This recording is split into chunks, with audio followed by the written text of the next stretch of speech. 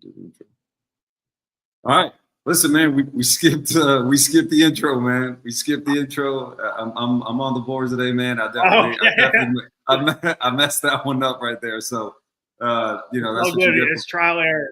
That's what you get for putting me in charge of this thing, man. It's all good. Well, hey, here we go, man. It's all good. Q's now on is running the board behind us for today. So we got no intro, but we didn't have an intro for a long time. So hey, I'm Russ Morgan. This is College Blitz. I'm here with Q as always.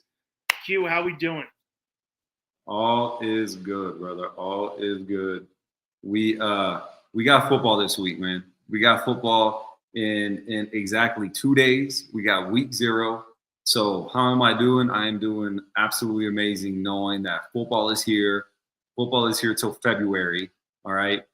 Sorry to all the girlfriends, wives that loathe this time of the year. But I think I speak for all college football lovers really in general, when I say, hell yeah, it's here. Let's go. You can't say that. Hell yeah, let's go. I mean, I'm jacked. I know it's going to be not the greatest games on Thursday, but I'm going to be watching. I'm going to be watching no matter what. And we got almost NFL's right around the corner. So I mean, we're right there. 12 o'clock on Saturday. We got a Big 12 matchup. Dude, I'm ready, man. Look, Iowa State. I mean, it starts Thursday. It starts Thursday with Farmageddon. All right, the Battle of the Midwest, Iowa State, Kansas State, right? So looking forward to that. Saturday. That's Saturday. Is it Saturday? I thought it was Thursday. No, Thursday's USF Boise State. Oh, okay. Well, damn, that's my bad right there, man. I totally missed out. I'm sorry, guys. Cincinnati, Nebraska, I think Thursday too as well. Okay, all right. So we're still in the plains in Nebraska. We're still in the plains. I just had the wrong team. Yeah. But yeah, man. Like I said, it starts Thursday, regardless, and I'll definitely be in front of the TV watching that, man. I'll be out of town, but I'm definitely gonna find a way to get in front of the TV and catch those opening games, man. Because again, man, I've been waiting for this, now for better part of about 7 months. And I'm ready, man. I'm ready to get this thing going. I'm ready to see what this college football season brings, man. But tonight, lots of Big 12 action on Thursday. UCF goes Thursday. Oak State goes Thursday. Houston goes Thursday. Okay. Nebraska goes Thursday. Nice. Okay, yeah, man. So we got some powerful football, man. We got some powerful football. Nebraska, Cincinnati. Oh, maybe. Yeah. Everything else is Stephen F. Austin or something like that. Yeah, man. I'm like I said. Look, it doesn't matter. It doesn't matter which teams are playing. I think, like I said, I think everybody's excited. Joshua Kimmel, as a boomer who believes the SEC should actually have southeastern colleges, I need some convincing why I should watch again. It's college as football. A boomer, well. I mean, listen, come on, boomer sooner, dude. Yeah. Listen, man. Look, let me start. So real quick, I understand. I get why with Oklahoma's history, right, and where they've been in terms of a conference. I get maybe it's hard maybe to buy in, right, in terms of the new conference, right? But listen, man, this is what you have to embrace now, man. There's no rhyme or reason geographically and what have you in terms of where these schools are located. You look at the ACC, man. You got schools in California. The Atlantic Coast Conference has schools in California. They have Stanford and Cal, right? So I think unfortunately, man, for the traditionalists, this is the new way of college football. This is this is what the sport being run by the TV networks does, right? These kind of the end of your traditional geographic rivalries and everything like that, and I guess unfortunately that's kind of how it goes. Now, fortunately for Oklahoma, right, they end up in the SEC, and obviously the SEC being one of the your big two really right now when you look at them in the Big Ten. And man, that they're making a ton of money. And obviously, when you're in that tax bracket, when it comes to Boomer is an old person, and not Oklahoma is an old. Boomer as an old person. Gotcha, man. Look, man, I mean, I think I was going off Boomer sooner. Yeah, that's what I was thinking. My sister went to University of Oklahoma, so like she's like, they say Boomer, you got to say Sooner. That's how it is, Yeah, that's. I'm with you. I think it's tough not seeing those rivalries anymore that we don't get. Like the Nebraska Oklahomas of the day, 100%. or Nebraska Tech, like those good ones you don't get, and it's definitely weird. Seeing like Stanford, Cal in the ACC, or seeing UCF in the Big 12. I think that's definitely hard, but I mean, I think we've definitely, it is a business now, and it's it's all about money, and we're going that way. And I mean, this has probably been happening for a while before, in the mid 2000s been talked about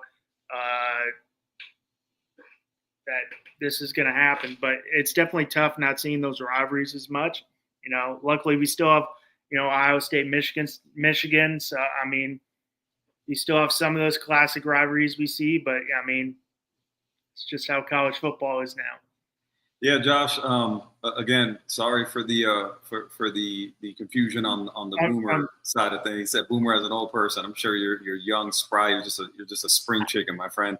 Yeah, man. Look, the old days are exactly that, man. They're the old days, And again, listen, even though we figured out what which Boomer you actually mean, really nothing changes, right? I think as a Boomer, you miss the old days, right? And really that's what we were talking about. The new school and kind of the new alignment of things, right, is such that I think geographically, right, we're losing a lot of that stuff, right? Just to go back to what I was talking about, it's not the same thing, right? I mean, if you were around, I'm not sure exactly, where you're watching from, but right, the Southwest Conference and things like that, the big, was it the Big Eight, right? Stuff like that, where obviously maybe, yeah, the right, the Pac-10 and before everything changed and everything, right? And so, man, this is a new landscape of college football, man. The only thing I'll say about that is, you really now week to week, you really do have a slate of huge games, man. It really is,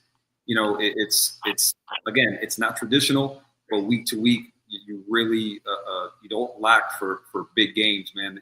These teams now, the new teams from the Pac-10/12 now being in the Big Ten, has given you some really great matchups in terms of, you got Oregon and USC, and you got Washington and Penn State, and you got all these kind of cross-sectional type games that you didn't have previously. And so I think it'll take some getting used to, man. But I think just like anything, once this thing really starts to get going and we're a few years down the line, is it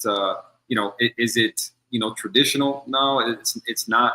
But I think we're really going to get some good games, and we're really going to get some new rivalries that develop from these new alignments in terms of conferences that are going to give us, man, some great games and some stuff that I don't think we're going to be mad at when everything just kind of really gets going here a couple years down the line.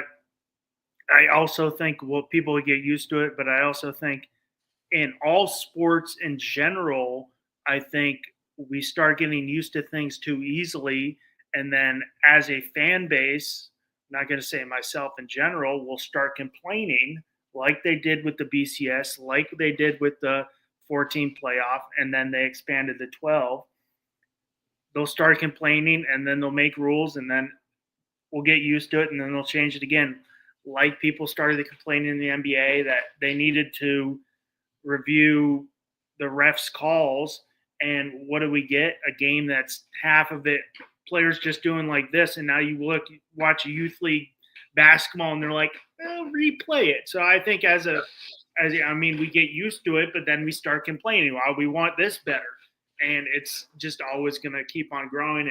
And like we saw the Big Ten doing like the 2018 playoff, which would be insane. But I mean, we can get into that for another time. I don't really want to talk about that, but if you would, we could talk about that another time.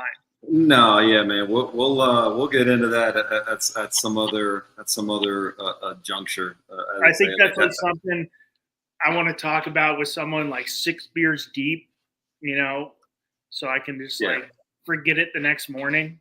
Yeah, I was listening to Josh Payton earlier today, man. He had a really good point about about that thought process and that view in terms of the expanded the overly expanded playoff proposal and everything. And again, man, we won't get into it. We'll touch on that at some other point, another pod or whatever. But again, man, I don't think it's something that's ever going to be a thing. I think it just borderline ridiculous. I think 12 teams really just seems like enough to me. And I think it would just saturate the product too much. Yeah. I think at that point, man, like I said, now you'll start to get in 4-loss teams and all that kind of stuff, man. To me, listen, no three-loss team made it into the playoff last year, and I think honestly, that's where I think it needs to stay. I think you keep the teams that realistically can win it. You keep them in it. Even though, again, single elimination type formats, I think make for a more fun tournament, a more fun playoff format, right? When you look at the NCAA tournament, you look at the NFL playoffs and everything like that, right? I think single elimination makes everything more fun. I think things like in the NBA and the NHL and baseball, where you have a series, right? Best of 5, best of 7, makes so the best team tends to win, right? It doesn't always happen.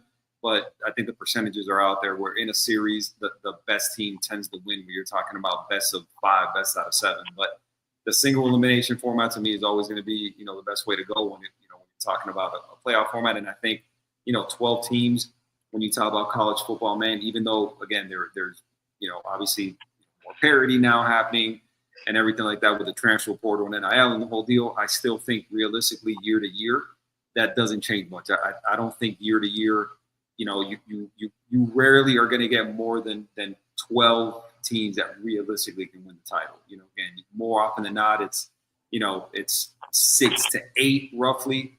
But I think rarely are you going to get more than that. What's up, Will? How we doing? Thanks Will, what's up, homie?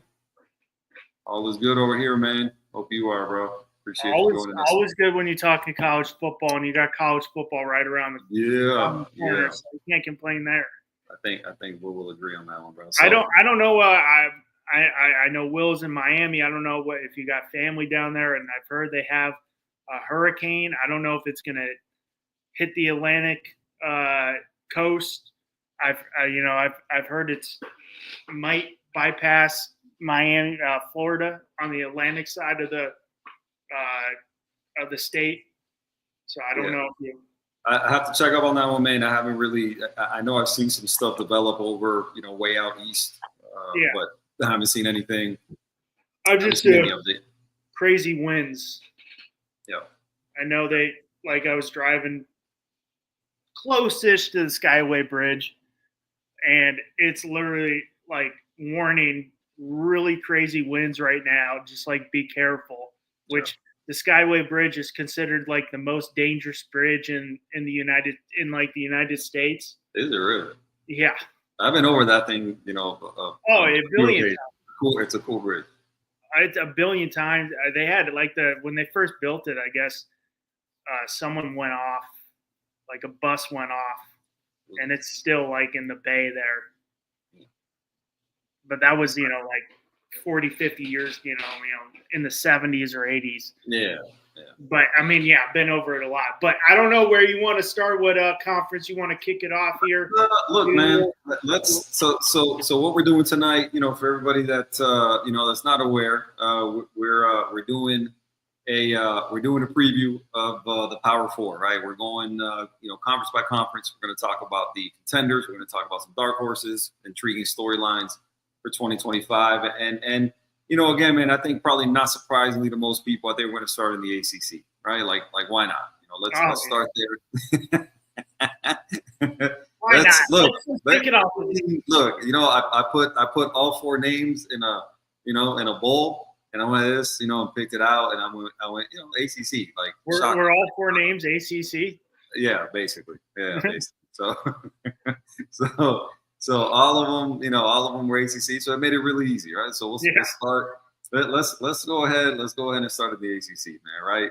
And obviously, I think when you're looking at the ACC, last year, having been a year that I think you had some teams that I think surprised, right? I think you start off with SMU, right, and them having made the playoff, where I don't think many people had them in that conversation, right? I think Rhett Lashlee's done a great job coming over from Miami and over to SMU and building a really good program really quick, right? I don't know what I expected from Rhett Lashlee, to be honest with you. I knew he was really good as an OC.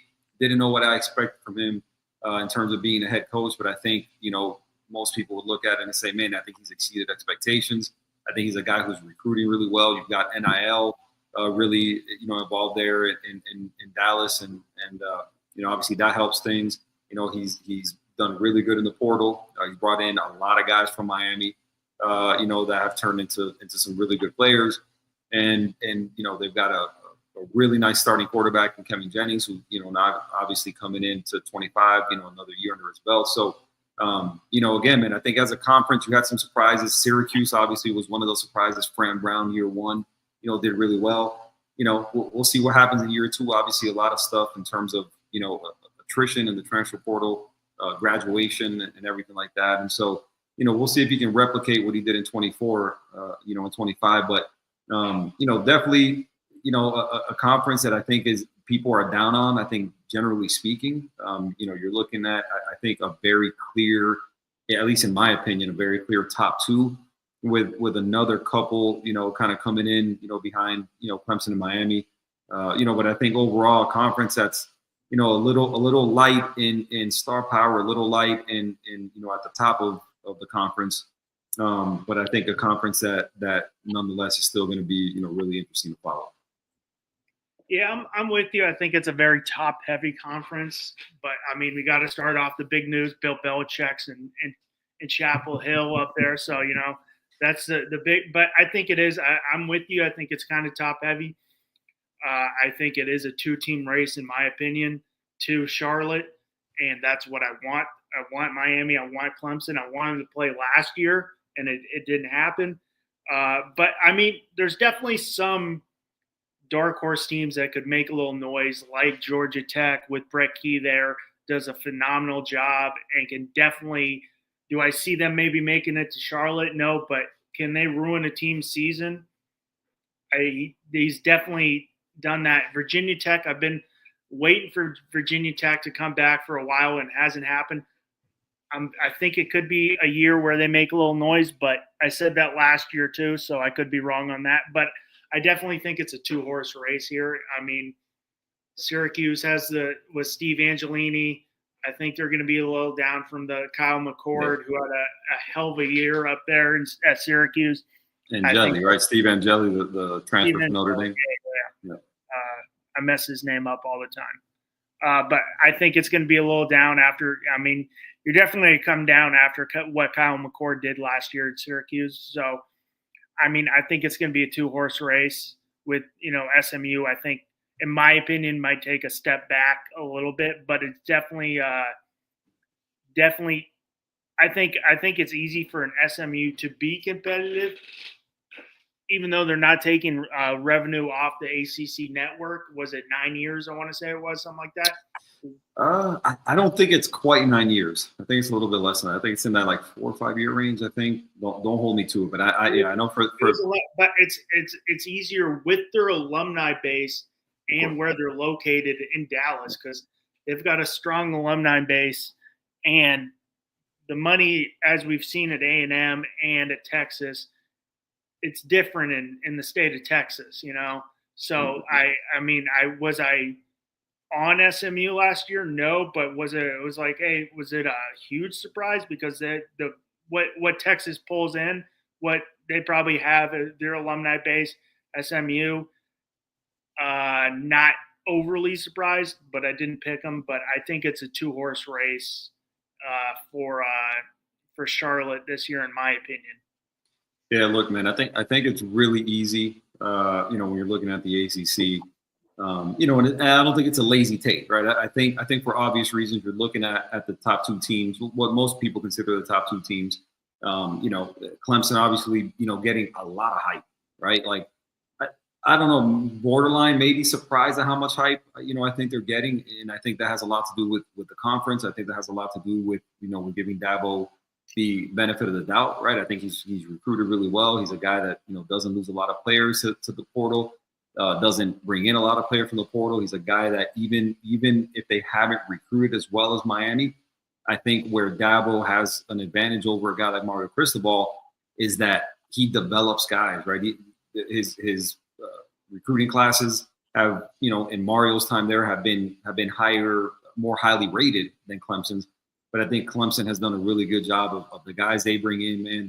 They develop them, they keep them, right? The guys don't enter the portal, and they're guys who develop into really good players, all conference players, guys that have a chance to be drafted, right? And so, you're looking at both teams in terms of Miami and Clemson, and I think it's really easy, to say, hey, listen, these are clearly, they're at the very least the two most talented teams, right?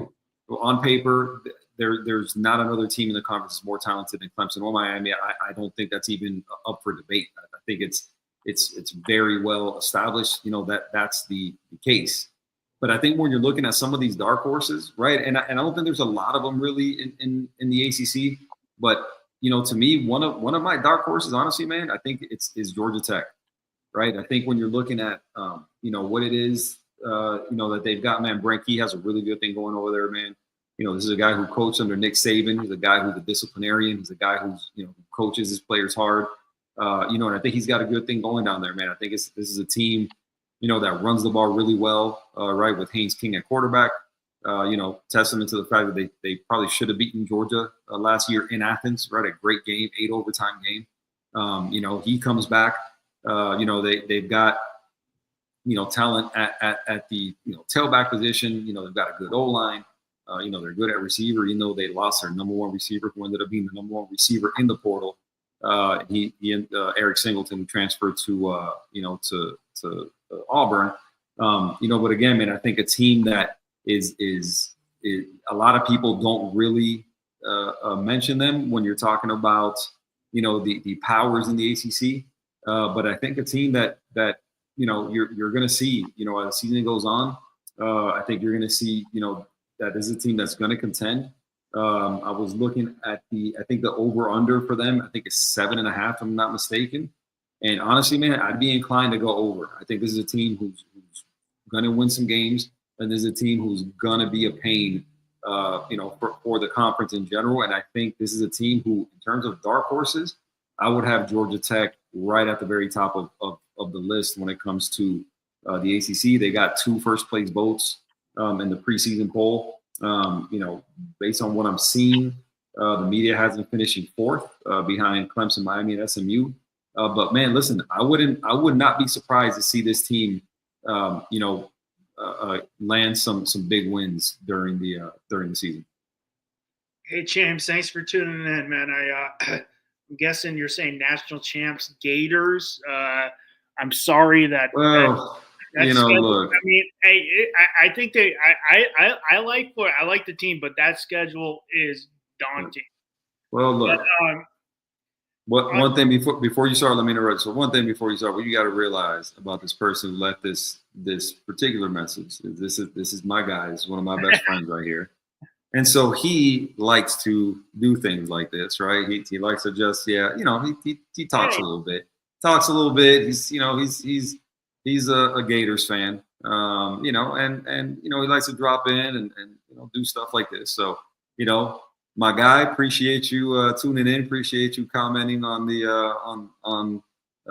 your thoughts on the entire thing. I slightly disagree, right? But we'll get to the SEC here in a little bit. But that's what he does, man. He's a great dude. He's a little confused at times, and this is a clear indication of that. He's confused from time to time, but I love him anyway. That's my guy. That's my brother. And we'll address those comments here really soon. But clearly, I disagree with your thought or with your prediction of the national champs. So knowing the only thing that always trips me up on Clemson is they always find and I honestly think they will be in Charlotte is they always find a way to have one of those slip games like they did last year. Yes, they kind of fell ass backwards into the ACC title game, but Clemson always seems to have one of those two games where they kind of play their opponent down to their level. They end up losing. Did they lose to NC State last year?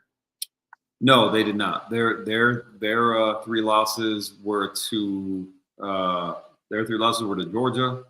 They lost to South Carolina, and then they made it into the playoff, and they lost to was it Texas? I might have been South Carolina, but I can't. I think it was. Yeah, they lost. They lost Georgia. They lost to Georgia. They lost to South Carolina, and I believe in the playoff they lost to. I think they lost to Clemson, if I'm not, or I'm sorry, to Texas, if I'm not mistaken, in the playoff. I believe so. Yeah, they got killed by Texas. Yeah. But they find a way to trip up every once in a while. So that's my only issue with Clemson. But you got the Garrett Riley system there. What 3-4 years? My pick is Clemson win the ACC. I'm out on a limb. I picked Miami last year, and they failed me. And I was the only guy on my other touchdown in paradise. I picked Miami, and I was looking good for about 10 weeks. I was like, you all don't know football. I'm looking great. No one picks Miami. Everybody's like Florida State. I picked Miami, and then they ended up they did lose. I knew they tripped up against one team, but I'm gonna double check Clemson. I don't think Clemson lost Louisville, man. They had I was in Wilmington, North. I'd have to look that one up. Will, I think you're gonna have to look that one up for me, man. Like I said, I think the regular season they sandwiched. Say again. They did have 4 losses. Did they? I don't. No, listen. No team. No, there wasn't a 3-loss team in the playoff. They were 3-loss. Yeah, but one of the 3 losses. Man, they lost to really. Wow. Okay. Well, listen. I was wrong then. I totally did not remember that. So, listen. Look, Clemson. We know is talented, right? And I think they're bringing back. I think the most returning talent. I think in the most returning production, I should say, in the country, right? This is a team that's super talented, right? I think a lot is being made of Cade Klubnik. He had a really good year last year. I think in his losses, right, you see the disparity, right, between the wins and the losses, right? In the losses, he was terrible. And so, listen, man, I think obviously he's got a great O-line in front of him. He's got great wide receivers, a really good OC with Garrett Riley. The running back position, I think, is one of those positions that I'm not super high on them in terms of, right, they lost Phil Maffa. There's talent there, and obviously the running back position is one that you can make an impact as a true freshman, right? We see that all the time. But again, man, we're when you're looking at that roster. Super talented. They bring in Tom Allen, right, from Penn State, which I think low key is a huge move for them. When you're considering the coaching staff and everything, man. So I think on the coordinator side of things, man, they're really good. They're super squared away there, and for obvious reasons, man, they're the favorite in the ACC. I wouldn't really push back on that too terribly much. One of the you mentioned earlier, right? I think the Bill Belichick dynamic, I think, is really interesting in the ACC, right? When you're looking at dark horses, I don't know what I expect from North Carolina, right? You're looking at a team that, when you talk about transitioning, I think that's putting it mildly for North Carolina, man. I think these guys have, I think they brought in 50 new players or something like that in the transfer portal. I think Bill Belichick arriving there, then we've talked about that, right? I think if Bill Belichick lands in the SEC and the Big Ten, I think there's a lot more made of it, and I think there's a lot more made of the coach, and less so about his girlfriend, right, and the weird dynamic that exists over there in Chapel Hill with all that jazz going on, But I think listen, man, I'm not predicting them, being anything great, but I think this is a team that, given that schedule and given the staff that they put together, right? These are all NFL guys and guys that obviously know how to coach. These are guys that I think this is a team that I think you can see winning kind of in the margins, right? And I think with that staff and everything, man, listen, Bill Belichick at UNC in the ACC. I mean, I don't. Is it a stretch to say that Bill Belichick could be worth 2 wins with this schedule in the ACC? I mean, am I delusional thinking that? No, I mean I'm trying to. Sorry, a little tape delay there for you, Q. Yeah, there you go. I'm trying to look at their schedule. I got it right. Dude, it's a really weak schedule. It's a very, very weak schedule. TCU, that's going to be a tough one. UCF, maybe. You're in Orlando. Clemson. I mean, Virginia, Syracuse, Stanford, Wake, Duke, NC State. Yeah. I mean, maybe a bowl game. Maybe. Yeah, no. My money would be on UNC making a bowl, man. To be honest, I could really see UNC making a bowl. To be honest with you, man, I think with that staff, I wouldn't be shocked, man. I just think the ACC is a season where again things could turn out totally different, but I think this is a year where, man, the ACC just doesn't look really strong outside of Miami and Clemson. And so I think UNC, with Belichick there and that staff and everything, man, I think nobody knows what to expect from them, right? I think, I could see them, winning. I could see them winning 8 games, and I can see them winning 4 games. None of those would surprise me. Not anything in between 4 and 8 wins would not remotely surprise me. I could see it because Bill Belichick is such a goal-oriented guy and very all about what's in front of us, not making mistakes, doing that. So I could see him being a very fundamentally sound team and beating some teams that maybe that will have more talent on the field. But Bill Belichick and his staff are going to be prepared week to week. From we're on to Cincinnati. We don't talk about that anymore. So I could definitely see them being a fundamentally sound team, but it is year 1. He's been there he's been there a year probably with these guys for less than that. He got there like end of last year, right? So I think you're in that 10-month range. How long has he been with these guys? Yeah, about 10 months. So, I mean, I'm going to probably let Q slide on his ACC pick because I wouldn't pick. I was doing on deck. I was doing conference division predictions, and AL East came up. I was like, yeah, I'm gonna take a pass on that one because who I think's gonna win. You pleaded the 5th on that one, huh? Who thinks that's slick. That's slick of you. That's slick of you. But I don't want to say it because then I'm gonna jinx myself. So I'm gonna give Q a pass on this. But we know where we all know what he's gonna say. I don't think he has to even vocalize it for us.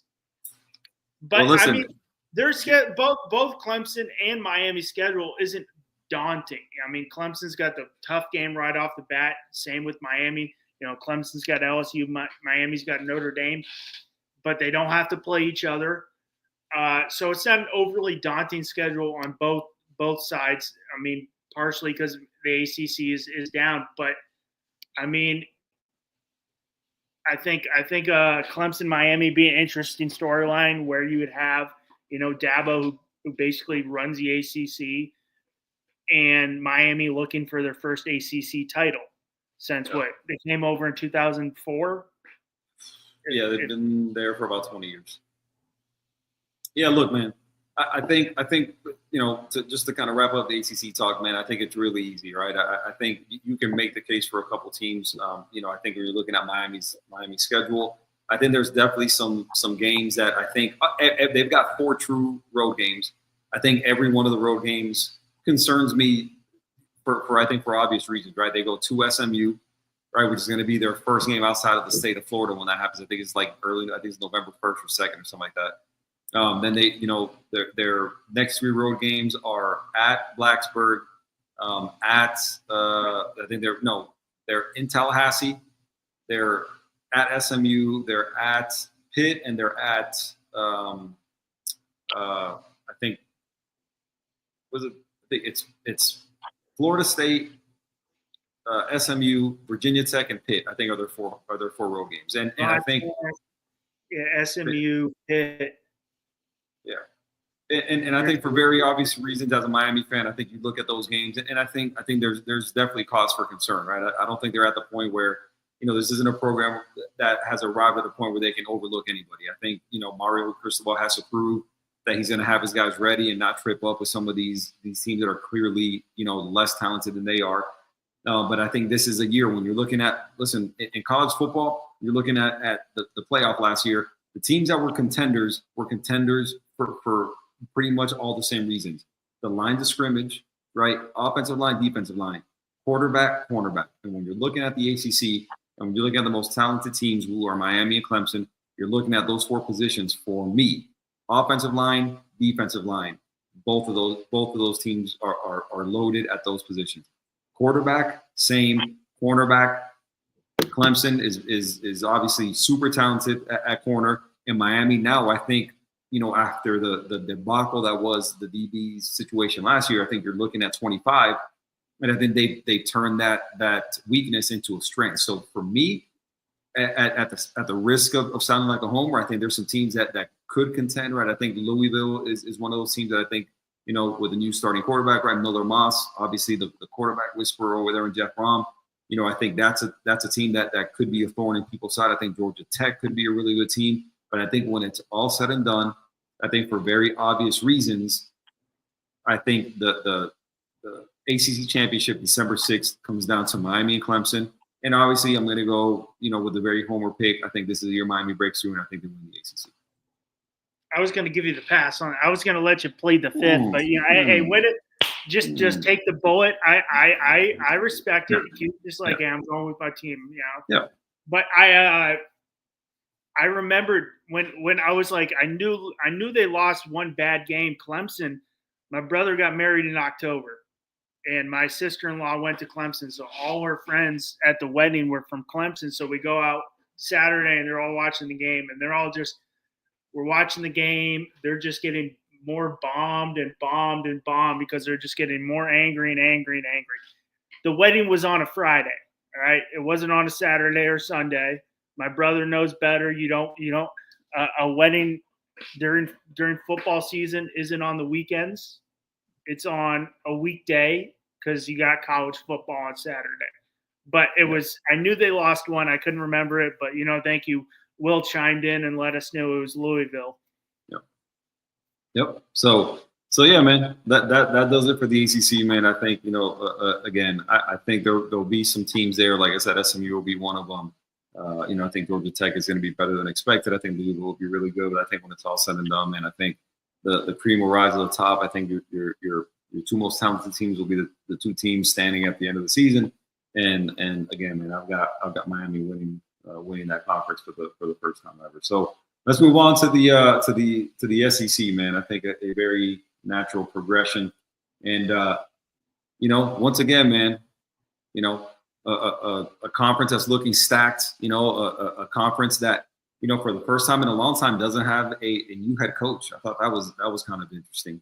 And a conference that, man, when you look at it, man, interesting storylines as always. I think you start with the defending conference champions, which are Georgia, loaded again. Obviously Alabama will have something to say. And then right after that, man, you've got really interesting storylines, man. With Texas now starting Arch Manning and so on and so forth, man. So what do you think about the SEC this year? I think the SEC is very wide open. In my opinion, I don't see this as the SEC as like a two-team race. I could see, in my opinion, in the SEC, 4, maybe 5 teams being able to take this title home. I think the SEC has gone into ebbs and flows where it's like, hey, we're the best conference, but we have 1 or 2 teams that are really dominant, and everybody else is average. Or we're SEC is just like, hey, everybody's dominant and we're just beating the shit out of each other. I think that this is this type of year. I could see an LSU, an Alabama, Georgia, Texas. I like South Carolina. I could see. I don't know about South Carolina's got a tough schedule this year, but I mean, Florida. Florida could be really good, but their schedule is daunting. It's tough. So I think this is a year of a very strong conference, but I don't see one, in my opinion, just because Arch is at Texas. I don't see him as a clear-cut favorite just because of Arch Manning. I mean, I see the potential, and when everybody talks about Arch being number one pick next year, I'm like, yes, potential. He's number one pick. I was a baseball scout. All we did in baseball scouting, especially at the high school ranks, is projecting. And I'm like, yes, my projection for Arch Manning, I think he's going to be good because of his bloodline and his, he's smart. But I mean, we're projecting him to be good. We project Texas to be good, but then you got a great storyline with Garrett Nussmeier, who could be the best quarterback in college football at LSU. Yeah. Listen, the SEC, man, always has storylines, galore right before the season starts, right? Again, like I mentioned, for the first time in a long time this year, coaching, a new coach isn't one of them, right? There's no new coaches in the SEC, but I think there's definitely some coaches, man, that I think are on the hot seat when you're looking at, the expectations, as it relates to, NIL and, and the whole deal. Sam Pittman at Arkansas, I'm surprised he came back. Sam Pittman was one of those guys that I think a lot of people were projecting to be fired. They didn't fire him. He comes back for another year. Really I've been surprised he's been there a couple of years. Yeah. He had a couple good years early on in his tenure, right, coming over from Georgia. But it's kind of fallen short a little bit here the last couple of years. Hugh Freeze is another one, man, at Auburn. I think, Auburn has a really, really talented team, right? You're looking at, I think, for me, and for my eyes and what it is that I'm looking at for them, man, we'll see what the quarterback position brings, man. I think, you bring over Jackson Arnold from Oklahoma. I think he's an underwhelming, quarterback really for what you're looking to do. I think a guy who was highly recruited, but, a guy who hasn't really developed like I think people thought he would. Obviously has some competition behind him, with a guy like Deuce Knight, who's expected to be at some point in the season, have something to say about that quarterback position. So I think Hugh Freeze is squarely on the hot seat if this thing doesn't go, the way I think, Auburn people want it to go. Auburn boosters and NIL, people are wanting this thing to go. We'll see. Brent Venables is another one, man. I think, a lot of people are picking them as kind of a dark horse type team, bringing over John Mateer from Washington State, Ben Arbuckle from Washington State, also, as an OC to coach Mateer, a team who reloaded in the transfer portal, but I think a team who has a lot of stuff to correct in terms of the offensive line. Last year they were awful. The offense was absolutely terrible under Jackson Arnold. So I don't think he's as bad as he showed last year. He just didn't have any help. But I think the defense is going to be really good again. But we'll see, man. This is, again, if they don't do well this year, I think Brent Venables will end up being on the hot seat, and I wouldn't be shocked if they're not good to see him not come back. And then Billy Napier. All right, I think Billy Napier. Name's been on that chopping block for a while. Of all the seats, I think I would say Sam Pittman's seat is probably hotter because I don't think Arkansas is going to have a great year this year. I think even with what people have been clamoring for in terms of Billy Napier and that team, I think Billy Napier has a little bit more job security than Sam Pittman does. And I think even with this schedule that Florida has, I think they've got enough talent there where I think, this is a team that, again, I'm not expecting them really, like I've heard a lot of people, not a lot of people, but I've heard a few people mentioning them as a playoff contender. I don't see them making the playoff coming out of the SEC, but I think this is a team that if they win 8 games, then I don't see how you fire Billy Napier. No, I think he kind of saved his job last year and turned it around late there. And with this schedule, if you win 8 games and you go 500 in the SEC with the schedule they have, it's probably a win. And then you go into next year with another year of DJ Lagway, that hoping you don't get as tough a schedule, but you're in the SEC. Flip a coin. It could be a weaker schedule, or it can be, very tough like Florida's getting. I'm also, looking at the down in Tuscaloosa there. What is Caleb DeBoer's seat like if they have another 9-3 season, because they've been so spoiled with having the greatest, could honestly say the greatest football coach ever. I mean, you can put him up there, NFL and college, greatest football coach, and Nick Saban. What are the boosters there and all the NIL people and all the alumni if they have another, 9-3, which would be for most programs not named Alabama? That'd be a very good season, but it's the University of Alabama. Would his seat would he be gone, or would it be, hey, next year you better be in the playoffs if we're 9-3 and you lose to Vanderbilt and you get killed by Oklahoma like they did last year? I mean, you had Nick Saban on game day. It was like, hey, the one team we're not worried about is Vanderbilt, and then they go on to lose. And then they score 3 points in Norman there. Is his seat hot? Or is it what level of heat do you think he has? Do you think it's a little warmer, or is it, hey, win, or hit the bricks? Listen, man, I think first and foremost, Kalen DeBoer has won every argument, right? And so now, you're looking at him being at Alabama, and like we talked about, I don't envy his position, right? Because you never want to be the guy that follows the guy, right? You want to be, the guy that follows the guy that followed the guy, right? And I think everybody knows what I mean by that, right? But I think, listen, 9-3 last year, obviously a disappointment. They didn't make the playoff, right? Which obviously is catastrophic, in Tuscaloosa, right? Those guys don't make the playoff. Everybody's pissed off and the whole deal. But, again, I think I don't think you could be super surprised, right? Based on year one and taking over for a guy like Nick Saban. I think, you look at the quarterback position and a guy like Jalen Milroe, who, a great runner, not a great passer. And I think a guy who, had some peaks and some valleys last year in terms of a passer, a guy who never really, materialized into, what I think people wanted him to be, again, which was, a great pocket guy, and we'll, appreciate the comment right there. But yeah, you never want to follow a legend, man. You never want to be the guy that follows the guy, right? And so, again, man, but when you're looking at this team, obviously big time injury here recently with Jam Miller, who was the starting running back, who, I don't think he's out for the season, but I think they're expecting him to miss, maybe the first month of the season. But man, listen, you're looking at this team, again, you're starting a new quarterback in Julian Sain, right? Which, again, who knows? Who knows what happened with him? Obviously, a guy who's Ty Simpson. I'm sorry, Ty Simpson. Excuse me. Julian Sain transferred to Ohio State. So Ty Simpson, a guy who isn't a freshman by any stretch of the imagination. A guy who's been in the program now for a few years, and so super highly recruited kid, but a guy who really hasn't played a whole bunch, right? But one thing you don't have to worry about is who he's going to be surrounded by.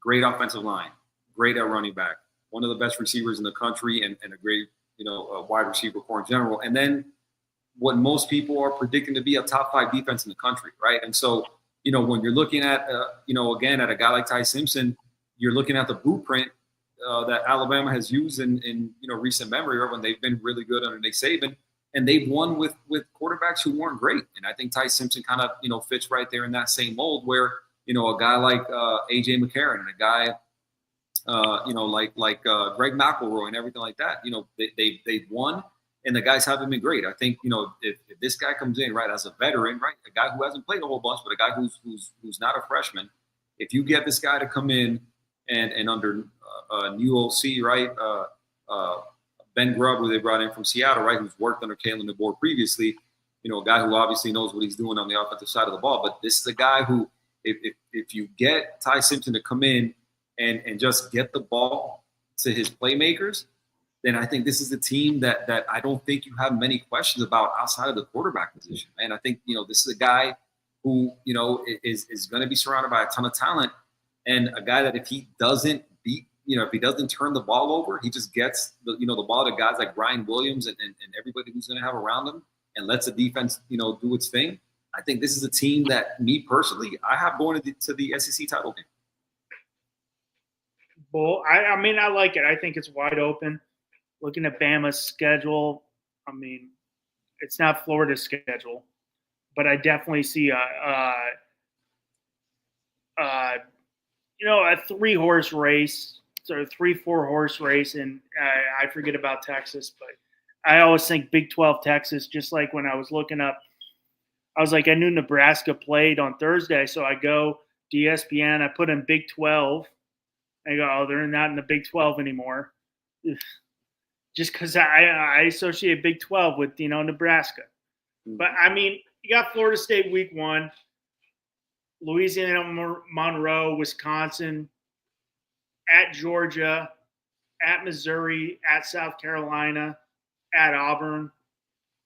Is this a 10-win team? I think 10 wins is very possible for this team. But like you said, it's all going to come down to Ty Simpson. Can he minimize the mistakes and let his athletes do it, play, which we've seen with McCarron, Greg Mac Jones, with Greg McElroy, who I should know because he was the Jets quarterback for a couple games too. I mean, and we all see what Mac Jones' NFL career so far, and he was a hell of a quarterback his senior year at Alabama. Can he just minimize mistakes and let his athletes play with, he's a solid running back room. Alabama's offensive line is always loaded, and you have one of the best wide receivers in college football. And for 6-7 weeks there, we were talking about Ryan Williams being the best receiver in college football until Jeremiah Smith just blew up. Yeah, it was Jeremiah.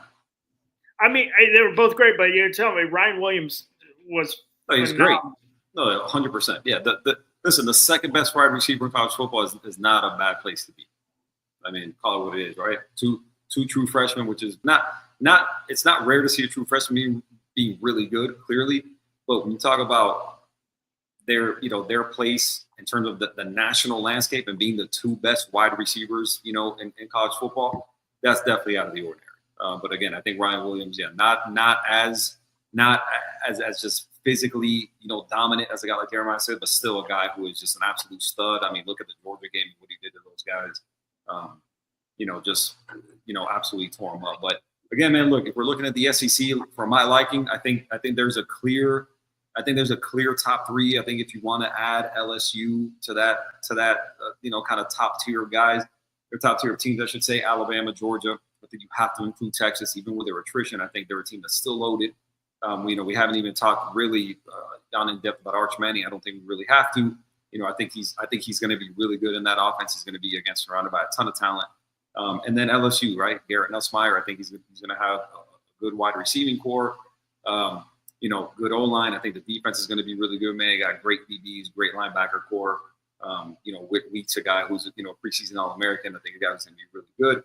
And then that second tier, man. I think the second tier. I think for me, what I'm calling a second tier, in the SEC. Again, you're looking at a team like Ole Miss, right? Breaking in a new starting quarterback.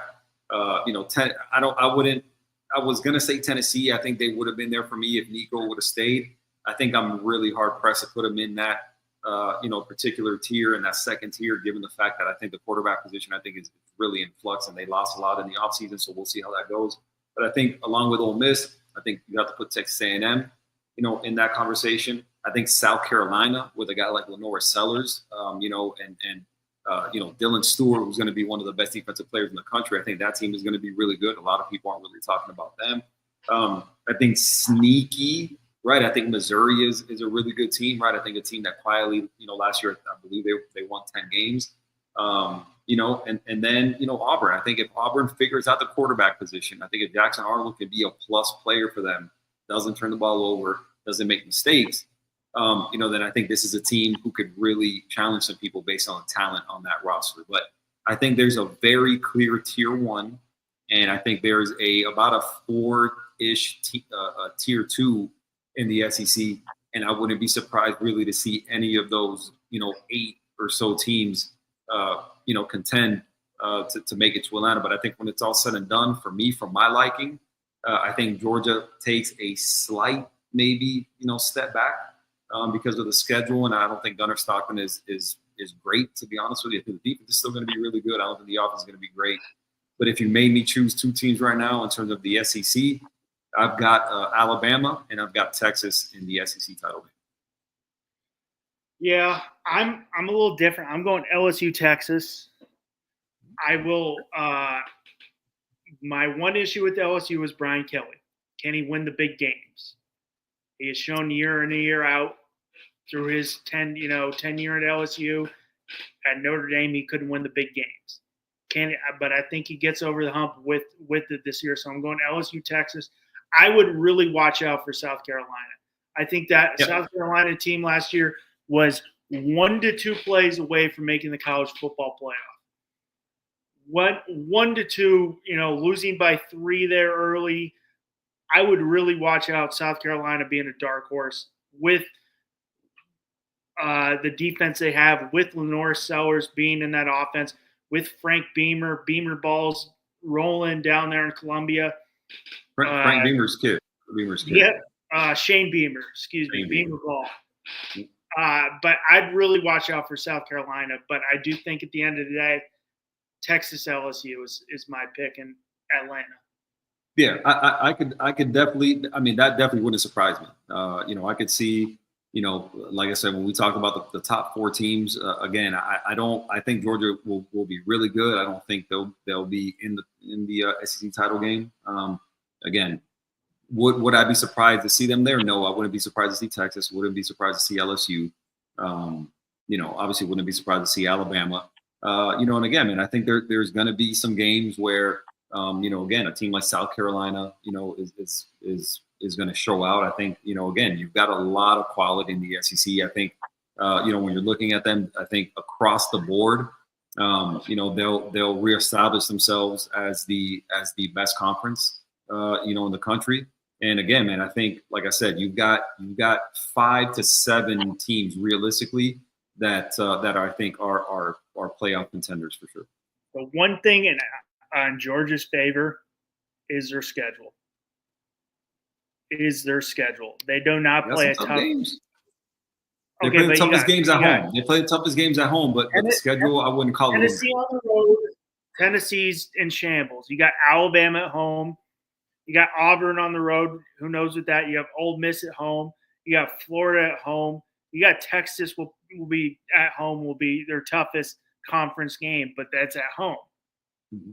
So I mean that's going in their favor. But I think we both agree on there will be a little step back with Gunnar Stockton playing different style of football than we saw last year with Carson Beck. Yeah, listen, again, the Georgia team, and I've been on the record of saying I think they're deficient at OC. I think they're deficient at O-line coach, right? And I think they showed that last year. I think there's too much talent on that team. Again, we go back to the offensive line having 3 guys drafted in the top 3 rounds of the NFL draft, and they couldn't protect the quarterback. They couldn't run the ball. When you talk about the talent at running back, and I know there were some injuries and everything like that, but again, I'm not a fan of their OC and Mike Bobo. I'm not a fan of the offensive line coach and Stacey Searles. Again, I think that's it's a program that, given their status and given what they've done here recently in terms of winning titles and everything, and possibly the best coach in the country in Kirby Smart, I think you could do better at both of those positions in terms of coaching. And I think, given the fact that they've got a new starting quarterback taking over for Carson Beck, I've been on record again as saying that I don't think Gunnar Stockton is going to be as good as Carson Beck. I don't think he's an upgrade by any stretch of the imagination. Now, is he going to be good? I think he'd be good, right? And especially given what now the way they've reloaded that receiver, I think they're going to be. I mean, the receiver position looks really good for them now, at least on paper it does, where it didn't last year with the amount of drops and everything. So again, I think they're still going to be good, but I just don't see them being better than Alabama. I don't see them being better than Texas. Even that'll be settled on the field, right? Because Texas is going to Athens, so we'll see how that goes. And I think that's going to be an absolute monster of a game. It's going to be insane. And then they've got, again, their three toughest games they've got at home, and then Florida they've got at a neutral site. So I think they've got that going for them. But I think when it's all said and done, I think they finish behind, at the very least, Texas and Alabama. Wouldn't be shocked if they finish behind LSU. But again, I've got Texas, I've got Alabama in the title game, and I've got Alabama winning that game. Ooh, roll tide for Q. Yeah. Going with the true blue SEC school, not this team coming in from Texas. The Big 12 coming in trying to take over their second year. I don't know. Moving into the Big 10. I think we can all say the Big 12 might be a little not as exciting as the three, as the last two conferences we're talking here. But moving into the Big 10.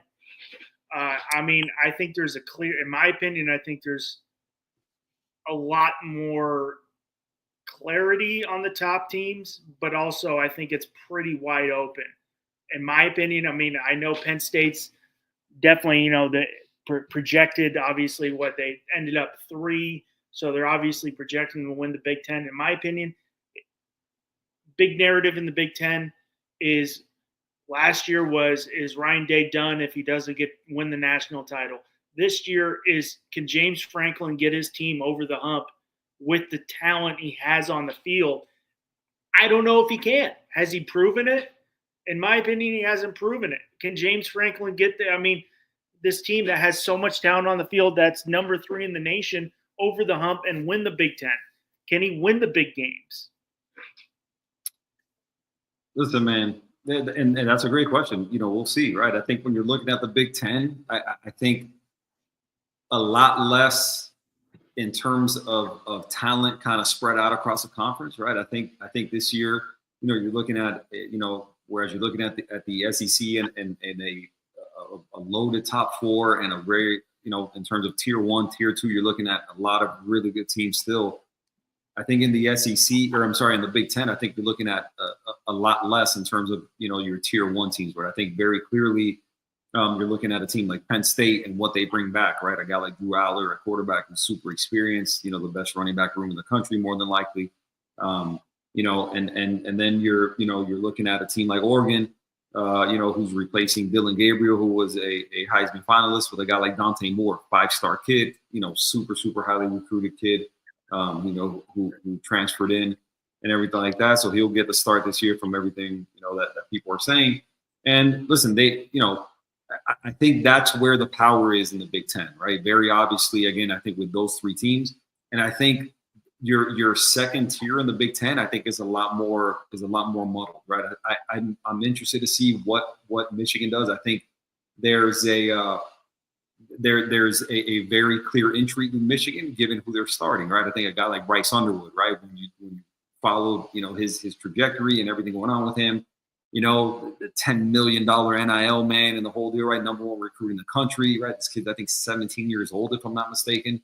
And he's going to start for a team like Michigan. So again, man, I think, I'm really intrigued by what it is they've got going on in Michigan. We'll see if they can replicate the success, the recent success, having recently won a title, and everything like that. But listen, I think I don't know that this team is capable of winning enough to make the playoff. But I think, everything with them is going to hinge on Bryce Underwood. Everything begins and ends with him, right? I think the team is going to be good on the offensive line. The team is going to be good at running the ball. We'll see what they have at wide receiver, but I think, again, a team who's going to win old school, right? They're going to run the ball and play defense, and hope that Bryce Underwood can develop quickly and turn into a real player, man. I think long term, I like what Bryce Underwood brings, man. I just think year 1. In that conference, I just really find it difficult, to believe that he's a guy, that can really take them to double-digit wins or be a playoff contender. I may be wrong on that, but I'm personally not seeing it with Bryce Underwood at Michigan just yet in his freshman season. I think Michigan can have a very good year, but being a freshman in the Big Ten is going to be really tough. I still see a clear Penn State, Ohio State in the Big Ten. Michigan might be a year away with the freshman QB. But my issue with Oregon and going from Gabriel to Dante Moore is this guy was starting at UCLA and then got replaced. So what's the issue there? The other thing with the Big Ten, I think there's some teams in the Big Ten that could be surprise spoilers with Illinois, with Bielemo, who does a phenomenal job up there in Champaign. And then another storyline is Nebraska. You bring in the new OC. You bring in who is it? The Houston coach, Dana Holgorsen. You bring him in. Yeah, you got. And then the storyline of Matt Rule. Year 3 at Temple, they succeeded. Was his third year. Year 3 at Baylor, they succeeded. Now he's a year 3 in Nebraska. I think they're gonna. Is this the year Nebraska time to take that jump? I don't know if they're gonna win the Big Ten, but I definitely see them being very competitive this year. Yeah, listen, man. I think there again, right? The storylines that exist, in each conference, and I think that's part of the intrigue in terms of the conference, right, in general. And I think, listen, man, you're a guy like Matt Rule, who I think, right, the expectations I think were high, right? I think you're looking at a conference or at a program in Nebraska who I think they've been trying to get back to to their 90s status, I think, for a really long time, right? The Tommy Frazier and Lawrence Phillips days and the black shirts and all that, right? And I think they've just been in disarray, man, for just a really long time, right? And Matt Rule was expected to come in. Obviously, he had been fired, with the Carolina Panthers, big time hire when he landed in Nebraska, and I think one of those, I think you could definitely put them in the dark horse category. I think you're looking at excitement in terms of their starting quarterback and a guy like Dylan Raiola, right? Who I think a lot of people are expecting big things from this year. And I think you also have to look at a team like Indiana, right? Can they replicate what they did in 24, right? They came in, first year of Kurt Cignetti, had a really good year. I think surprised a lot of people. I don't think they're going to be sneaking up on anybody this year, but we'll see what they bring. And then, listen, man, USC is the constant, they're constantly in the category of when are they going to, meet expectations, right? I think, Lincoln Riley is a guy who's always been, described as an offensive genius, a savant, and this and that. He's a guy who develops quarterbacks, who gets them to win Heisman's and get drafted really high. But I think a guy who the luster and the shine has kind of worn off a little bit, I think, in my opinion, when it comes to Lincoln Riley, man. I don't think he's lived up to expectations. Left Oklahoma, he had a great thing going in Oklahoma, obviously for the money, right? No surprise there. And then you're looking at him going to USC and just not living up to expectations, man. I think the money involved in what it is that that he's got going on and everything, and still waiting for them to kind of to get over the hump, right? And I think that's what we're looking at again this year. Sorry, I'm not laughing at you. And listen, not laughing at you because that is my lady right there, baby. I appreciate the the comment.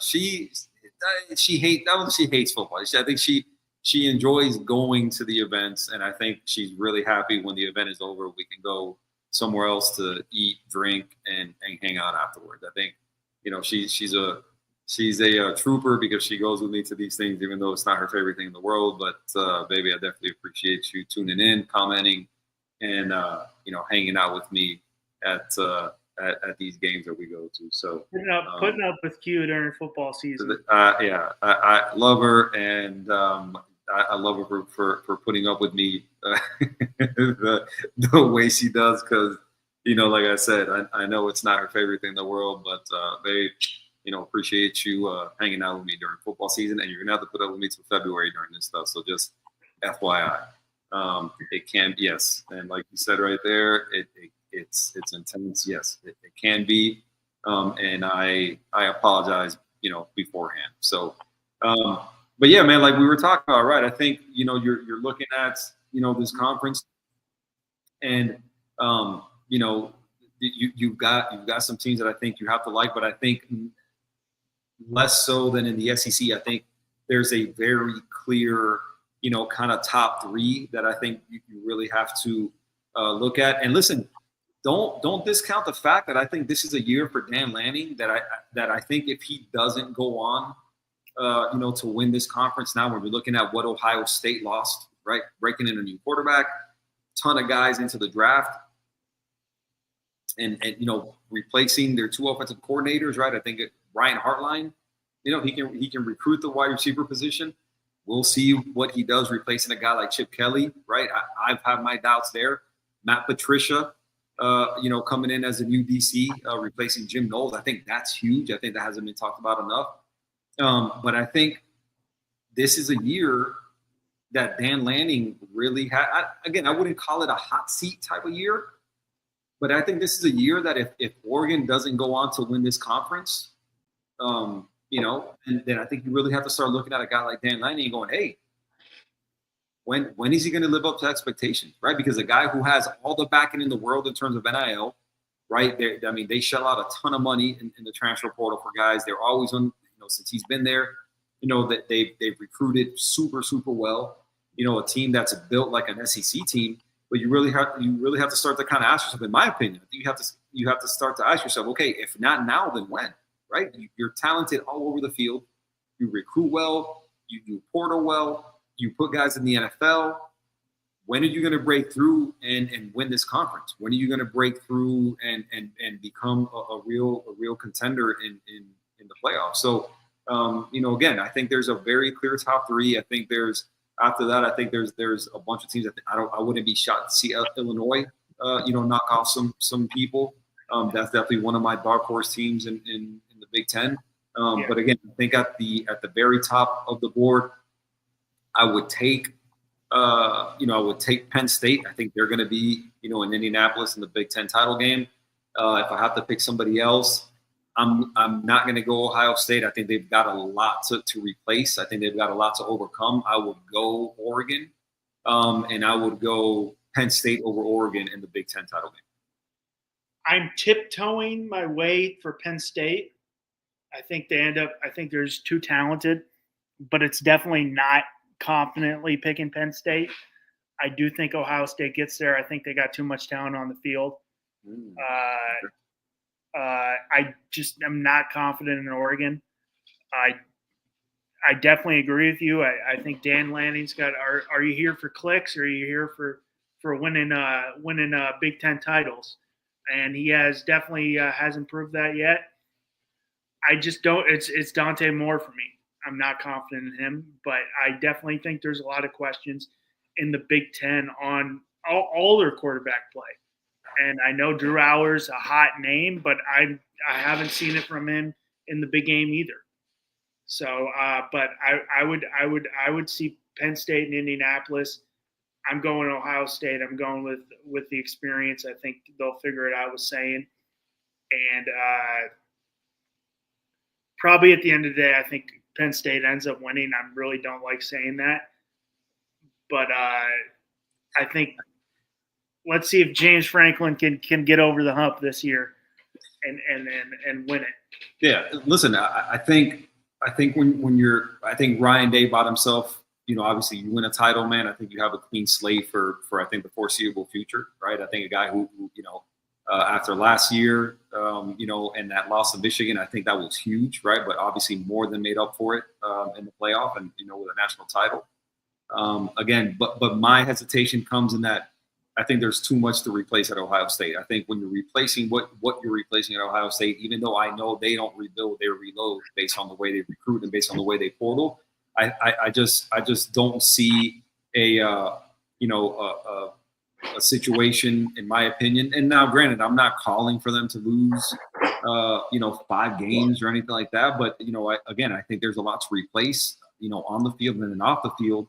I think Brian Hartline has to prove to me that I think he has to prove to me that he's an OC, right? I think you replace a guy like Chip Kelly. I mean, you can't understate that. I think that's a huge loss. And a guy like Brian Hartline, who's never been a coordinator, who's never been a play caller, I think that's huge. I don't think that's been talked about enough. And then Matt Patricia, who again, obviously in his Patriots days, I think, a guy who's really well respected on that side of the ball, a guy who obviously knows defense, having come up under Bill Belichick. But you replace a guy like Jim Knowles, who, again, super highly respected guy. And again, I think that's an easier transition on that side of the ball. And a guy like Matt Patricia, then I think it's going to be on the offensive side of things with a guy like Brian Hartline replacing a guy like Chip Kelly, I should say. So for that reason, I think they take a step back. And like I said previously, man, I think I've got Penn State and Oregon in the title game, and I've got Penn State winning that game. All right. Well, different opinions. I like it. Moving to the Big 12. Always a fun conference talking Big 12. I don't know much of the storylines in the Big 12 this year. Obviously, but I mean, Arizona State there, wins it in their first year. Kind of nasty coming out of my throat because I like University of Arizona. So, Arizona State can go, have their STDs. That's what they can have. So I hope they lose every game this year. Yeah, that's hard, bro. It's a little harsh. It's a little harsh. I will say. But listen, I think you know what's crazy about the Big 12 is that for most fans, I think if you made most fans, most people that call themselves college football fans, I think if you ask them, hey, who are the teams, like what teams make up the Big 12? I would be really interested, and it'd be really intriguing to me. Like if you polled 100 college football fans and you asked them, name me the 12 teams in the Big 12, I would venture to guess that over half would not be able to tell you what teams are in the Big 12. Well, I know you're going to Nashville this week, and they do a lot of the joke football ones on Broadway. So I hope if they do those joke ones, they don't ask you because you'll be able to get all 12, or 16, right? Whatever it is now, because they want a person who's, doesn't know anything. Because I know they do all those down on Broadway. Like, the Tennessee Titans did the reveal, and it was like the Red Stallions. Yeah. I think I'd do okay. I think I'd get, I'd be in, it depends on what kind of time limit I've got. But if I'm sitting there looking at the teams, I think if you gave me a few minutes, I feel comfortable and I think I'd get all of them in time. I don't think you gave me 30 seconds, but time limit and how many drinks you've had. Now, if baby, if you're still listening, just make sure that I'm still halfway coherent in case we run into somebody and there's some prize money involved, and we can get some drinking money, But the big Broadway's expensive. Yeah, 100% it is. But listen, man, the Big 12 to me is really intriguing. When you're looking at it, right, you bring back Arizona State, right, with Sam Levitt, who I think came out of nowhere last year, right? I think they were picked to finish last in the conference, if I'm not mistaken. And then, they go on and win it, right? Which again, not many people expected. But you're for me, if I'm looking at the Big 12, I think quietly some of the best quarterback, I think across the league, when you're looking at who they've got at quarterback, I think very quietly has a very, very nice lineup of quarterbacks. Sam Levitt, right? Avery Johnson, at Kansas State. I think a guy who a lot of people don't know about. Low key, a guy that before Carson Beck committed, I was really hoping that he was going to jump into the portal and that Miami would be a contender for his services. I think this is a guy who a lot of people don't talk about, but a guy who is a dual threat guy and a guy who, is a really, really good quarterback. Low key, quietly, a very, very good quarterback. And he's not going to sneak up on anybody in the Big 12. I think the Big 12 knows exactly who he is. I think outside of the conference, I think he's a guy who a lot of people don't know about, but I think he's a guy who this year people will know his name, and a guy who I definitely would pick to be in the running for all your major quarterback awards. Utah, you can't ever sleep on Utah. Kyle Whittingham always has those guys ready to play.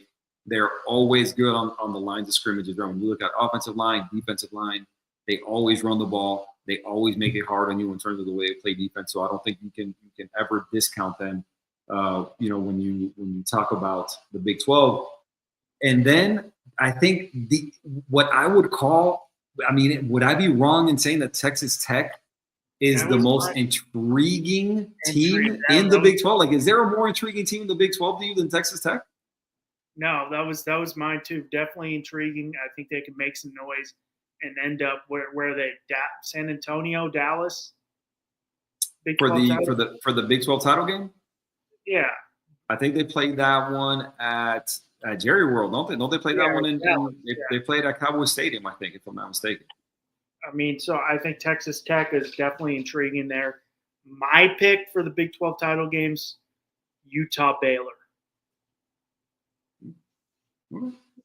Is my pick, because we all know my opinion at ASU, so I'm not going to say that team. Listen, I think Utah, Baylor, ASU, Kansas State, all fighting it out like they had last year. ASU, K-State, Baylor, Utah, all fighting it out for 2 spots like it was last year. Yeah, listen, I think the intrigue in the Big 12 comes, obviously, I think there's a lot of unknown in the Big 12. I think the Big 12 is made up of a lot of teams that, they're especially if you're in the Eastern time zone, obviously, they're teams that people kind of lose track of, if I'm being honest, right? I think Colorado is another team that I think, you have to kind of pay attention to. Coach Prime is always going to be one of those guys who's going to be making some noise, who's always going to be, a great sound bite. And I think at the quarterback position, man, you got a kid like Caden Salter they brought in from Liberty, who I think is going to be more than likely going to be the starter. You brought in Juju Lewis, right, who was committed to USC, I believe, and then he flipped to Colorado. Kid who's a 5-star, super highly recruited kid, big time NIL money, and then by the same token, not only who they brought in, but now who they lost, right? I mean, you lose Shedeur Sanders, you lose Travis Hunter, you lose I can't remember the name of the starting running back, but he transferred out, and so now the intrigue really begins, to me, kind of on the other side of things with a team like Colorado, because now you have to prove, if you're Coach Prime, I think you have to prove that you can win, without 2 of the best players in the country on each side of the ball, right? And so, we'll see what this coaching staff is made of, right? Can you replace Shedeur Sanders? Can you replace Travis Hunter? And we're going to see if they can really contend, right? They lose their defensive line coach to Miami, Damian Lewis, and I think he's a guy, who really made a difference on that D-line, transformed them from a defensive line that was terrible, in 23 to a defensive line that rushed the quarterback really, really well. I think they were top 3 in the country in terms of pressure rate, from the D-line. And so, you lose him to Miami, and again, man, we're going to see, right? This is a team that doesn't use doesn't recruit, at a high level. I think they're more interested in using the portal, to build their team out and everything. So, man, again, just another team, that might figure into the equation and might not. But, to me, if you're looking at the Big 12, to me personally, I think I'm really intrigued by Texas Tech, man. Going back to that, this is a team that, they've been in the news for the money they've been spending, right? They had the #1 portal class in the country. They brought in a ton of guys because very obviously the NIL money is plentiful. So I think all eyes are on them. I think at this point, they just had a huge injury at running back. Their lead running back is out for the season. So I think that's a big blow. But I think a lot of people are have their eyes, in Lubbock, Texas, and they're really interested to see if this thing is sustainable, the way they're building this team. And they're really looking to see if there's a team that can actually contend or or are they just going to fall flat on their face after handing out all this NIL money in the portal? Yeah, it'll be interesting with, again, Dion, his first year not coaching his son will not be on the team. So that storyline is definitely interesting. Texas Tech will be very interesting because of what they're doing up there in Lubbock or down there, whatever it is. I always say up there, but it's not. It's across. For you, it's up there. I think for me, maybe I don't know if it's down there. Really, for me, it's like southeast of me. I guess I don't know. I mean, it could be like Southwest. up. Yeah, actually, it's up there for me because I'm on a peninsula. Hey, I grew up on a peninsula in Southern California, and now I live in Florida, which is a peninsula. It's got water on 3 sides. Actually, 2 sides. Never mind. I'm an idiot. Yeah, because the South is like it's it kind of right. So. Actually, 2. Yeah, I'm an idiot. My bad. But I think there's some storylines there, but I do think Utah gets it done. Kyle Whittingham's got super tough place there to play in Salt Lake. Kyle Whittingham's been there forever, and I like the experience there. I don't know who their starting quarterback is. It's going to be Isaiah Wilson, but who did they bring in? No, Devin Dampier. They run in Devin Dampier. I think he was at New Mexico, if I'm not mistaken. Oh yeah, Dampier, new offensive coordinator. So I think there's a lot of parity in the Big 12, which I in my opinion, maybe minus the ACC.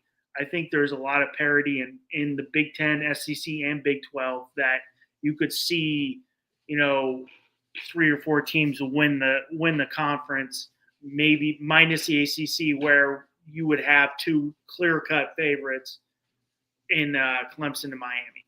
Yeah, listen, I think the Big 12, when you're looking at the Power 4, I think they're the toughest conference to predict. I think they're the toughest conference to to pick a winner in. If I'm being honest, at least for me, from my eyes and what it is that I'm seeing, and I think you're looking at where I think, to me, in all the conferences, right? I think the Big 10 is a very clear top tier. I think in the ACC, obviously very very clear top tier. In the SEC, the Big 10, when you're looking at again all those 3 conferences, I think it's very obvious to see where the power is. I think there's a very clear top tier. There's a very clear second tier. When I'm looking at the Big 12 and I'm looking at all these teams and what it is they bring to the table, I think I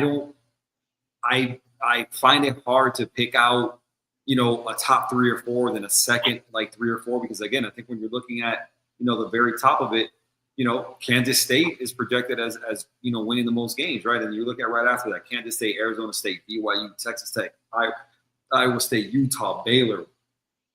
And I could really see any one of those 1, 2, 3, 4, 5, 6. I could see any one of those 7 teams right there. If you picked 2 of those 7 teams and told me 2 of these 7 teams are going to be in the championship game, none of those teams would surprise me. Yeah. The 7 teams across the board, 7 teams would not surprise me. I think all of them are good to very good at quarterback. I think there's a lot of parity, in the conference, and I think of all when you're looking, come end of the season, and you're looking at what your experts, right, and the whole deal, we're picking in terms of the championship game participants. I think this will be the conference that will prove the most people wrong. And I don't know if you push back on that, but I think if you're looking at this in terms of projections, I think the ACC, right, fairly simple. Big 10 also, SEC maybe a little bit less so, but still, again, I think top 4. In the Big 12, I could see 7 teams making the championship game, and none of them would surprise me. Again, remember, Arizona State last year was projected to finish last in the conference, and they ended up making and winning the yeah, I could see 6: Iowa State, Texas Tech, Utah, Baylor, Arizona State, Kansas State. BYU lost their quarterback, so we'll see what happens there. Will they take a step back? But I think there's very difficult to predict in the Big 12. But I'm going to go with the experienced coach in Utah for sure with me. You're going Utah. You're in Utah as your conference winner. I think Utah is going to win it. Yeah. Who do they play? Baylor. Oh wow, Utah Baylor. That's interesting right there. But I got Utah 7-2 in the conference, Baylor 7-2 in the conference, ASU 7-2 in the conference, Kansas State 7-2 in the conference. Oh wow, so it's going to be like a have to go down. The tiebreakers are gonna make the crazy. I mean, last year was crazy in the Big Ten too. I mean, you had ASU, Iowa State, the Big 12. Yeah, and the big ASU, Iowa State. There's one other team I'm forgetting that came down to like that last Saturday. It wasn't Utah. No, Baylor. Baylor won their last 6 last year. So yeah, man. Look, I think it kind of across the board again. I think this is going to be an intriguing conference based on again. I don't know that there's a clear winner. I don't think there's kind of a a team that you look at and go, my money, without a doubt, right, it is going to be on this team. Really, not even to win it, right? I think to make the title game. Listen, I'm going to go a little bit off script on this one, right? So you went Utah Baylor. Is that what you did? Yeah. Okay. I'm going a little bit off script on this one, right? I think BYU, right? You mentioned the quarterback position. I think in flux, right? Obviously because of what happened there with him transferring out. I'm really intrigued. I'm really intrigued by Texas Tech. Yeah, I think Texas Tech, man, with what they've done and in that conference, that I think with the influx of talent that they've had, I think you make it so that they can come out of that conference and make a title game. I've got Texas Tech, and I've got man. Look, I think it's hard for me to pick against Arizona State. They've been there, they've done that. They bring back Sam Levitt, right? I think they lost some talent with Cam Scatterbu and everything like that being drafted, but I think they've got the experience of having been there and done that. I think Arizona State and Texas Tech in the Big 12 title game, and I've got Arizona State repeating. I've got them beating Texas Tech. Versus what they got up there in Tempe. We'll see. You know about the nickname? What they for Texas Tech up there in Lubbock? It's called Raider Rash. Ugh. Yeah. You want to stay away from that Raider Rash. Anybody visiting Lubbock, Texas, be careful, protect yourselves. That's what I coached. Stay away from Raider Rash. I coached like an hour and a half out of Lubbock at a college. So a handful of guys from Lubbock, they're like, yeah, don't go out in Lubbock to party. It's just, you might end up with some, you'll have a good time. You want to be careful. But you got to be careful. That's not it. That doesn't sound fun. That doesn't sound fun. No. A Brillo pad won't get rid of that. You want to be careful. Lots of bleach. But listen, again, people have mentioned, right? I mean, it's hard to recruit to Lubbock. In everything I've read, they've had to pay a premium, for their transfer portal class to actually go to Lubbock because of where they're located, right? I think it's not even though they're in Texas and you just assume, hey, listen, they're in Texas, all the talent there, they're way far out, and they've had to pay a premium. West Texas is different. Yeah. Texas is different. Yeah, I can't comment on it, personally, just because I've driven through there, but never really done anything in West Texas. Not my favorite part of the country that I've ever been in. Me and my brother, we moved from I helped my brother move from Philly to Fresno, and we drove through West Texas as part of the route, kind of coming down and stopping there. I was not a fan, and I definitely did not want to explore anything. Did you go through El Paso? No, we didn't go that far south. Now I've been to El Paso. One time, but no, we didn't go that far south. I've been to Lubbock. I've been to El Paso. They're both West Texas is interesting. Not much to look at. Yeah. A lot of farmland. Mm-hmm. So I mean, but I definitely with you. I think Texas Tech can make some noise this year in the Big 12. Yeah. I will say driving, like Texas Tech, like driving, you know where the stadium just pops up out of nowhere, and it's just massive. Yeah, home of Patrick Mahomes right there, man. Cliff Kingsbury, and they put out some good quarterbacks, in the not too distant past.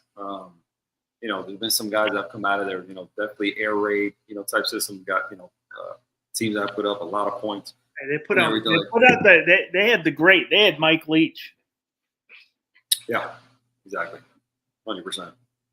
Rest in peace to one of the greats of the Pirate, Mike Leach, man. That was. I still remember him they had Friday Night Lights, the TV show, and he randomly makes a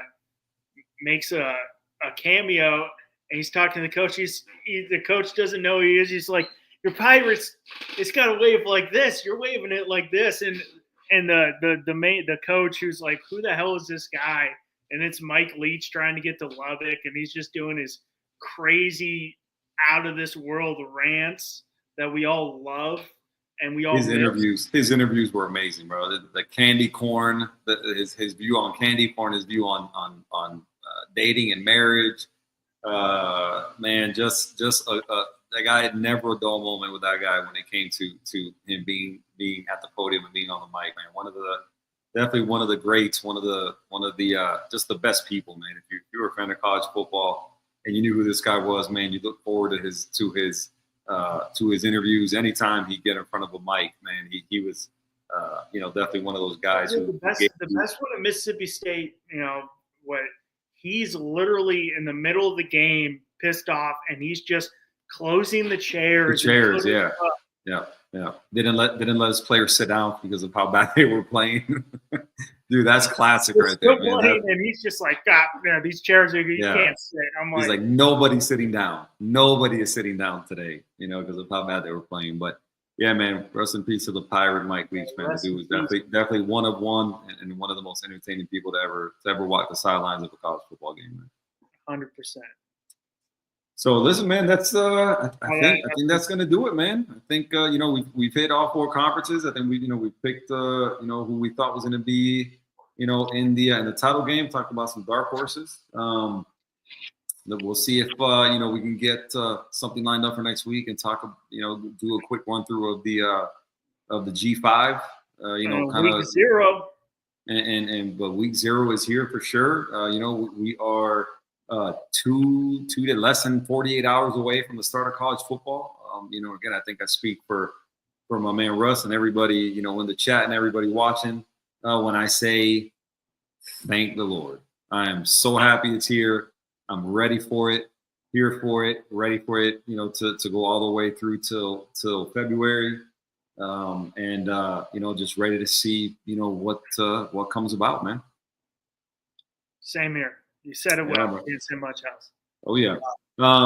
Tell the people where they can find you, man. You got a big one coming up this week with a very special guest, man. Well, tomorrow night gonna have another episode On Deck here on FTSN. I say FTSN because I can't say the other word. I'm a Jets fan. FTSN. I've told Bobby that too. He cracks up.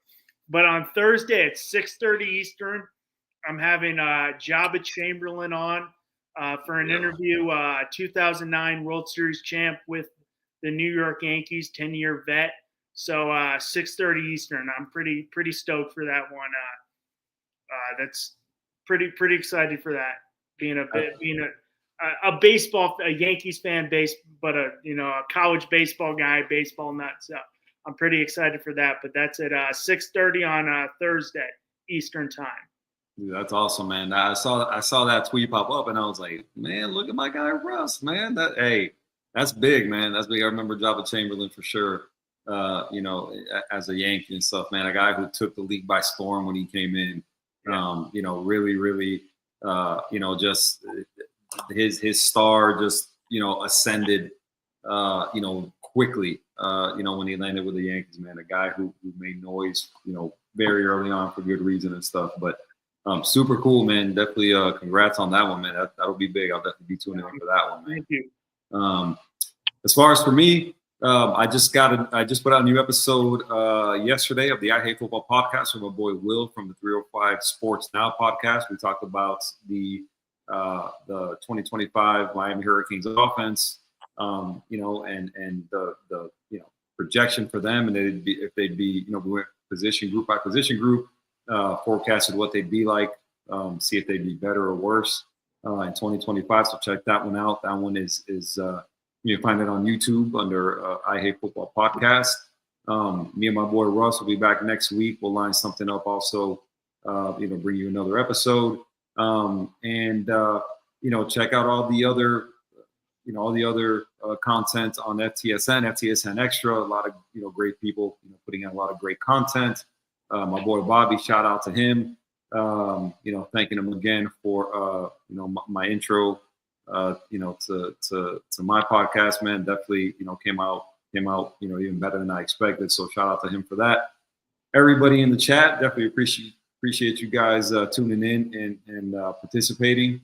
We really, really appreciate it. Do us a huge favor if you haven't already, and you like what you saw tonight, like, subscribe, tell all your friends about it. Tune in, help us grow this thing, and we'll have more content for you as the season goes along, man. We're ready, we're excited, and we're working to bring you guys some more good content, I should say. So from my boy Bobby, from my boy Russ, I am Q, and we will see you guys really, really soon on another episode of College Blitz, guys. Everybody have a great night, and we will talk to you very, very soon. Take care.